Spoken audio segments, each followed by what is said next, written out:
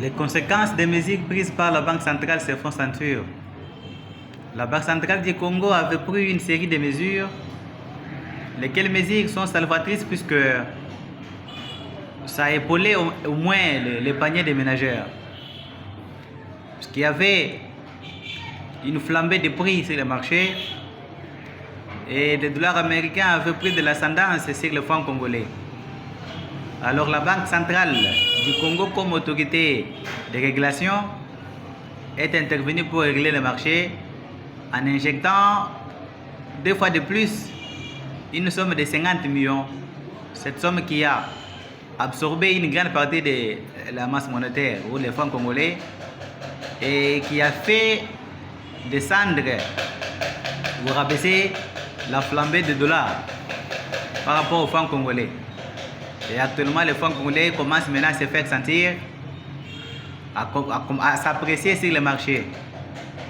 Mais ces mesures salvatrices, dit-on, ont des conséquences. Lesquelles conséquences peuvent être appréciées à notre niveau, de 2 manières. Premièrement, ces mesures prises par la Banque centrale n'ont pas été accompagnées par des structures étatiques appelées à intervenir sur les circuits du marché. Quand la Banque centrale a pris ces mesures, le franc congolais a commencé à s'apprécier puisqu'on a quitté des 2900 ou 3000 $1 américain à 2250 ou 2300. À certains coins, ça dépend de certaines réalités, certaines régions. Ces mesures n'ont pas produit des effets. Pourquoi? Puisque le dollar a acheté, mais les prix des biens et services sur le marché n'ont pas changé ou n'ont pas bougé. Pourquoi cet écart entre le dollar et le prix des biens et services sur le marché?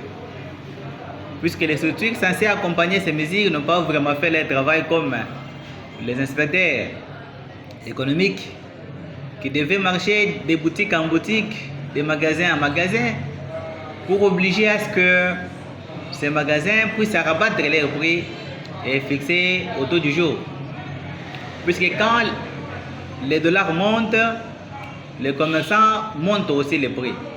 Ils suivent le cours du dollar. Mais quand le dollar descend ou baisse, les commerçants ne baissent pas les prix de leurs biens. Pourquoi cette différence? C'est puisqu'il y a la faiblesse de l'État congolais. C'est ça la première faiblesse qui a fait qu'on ne sente pas des effets de la baisse des francs et la baisse de dollar contre les francs congolais. En deuxième position, il y a une autre réalité qu'on appelle les cambières ou les cambistes. C'est un circuit qui n'est pas forcément contrôlé par l'État, dont la Banque centrale, comme autorité de régulation, n'a pas une même mise sur ces circuits parallèles ou ces marchés parallèles d'échange. Et ces gens, ils sont en train de faire ce qu'on appelle jouer avec les flux monétaires. Soit ils fixent le taux selon qu'il leur semble. Ils se conviennent dans un coin, ils fixent un taux qui n'est pas souvent le taux fixé par la Banque centrale.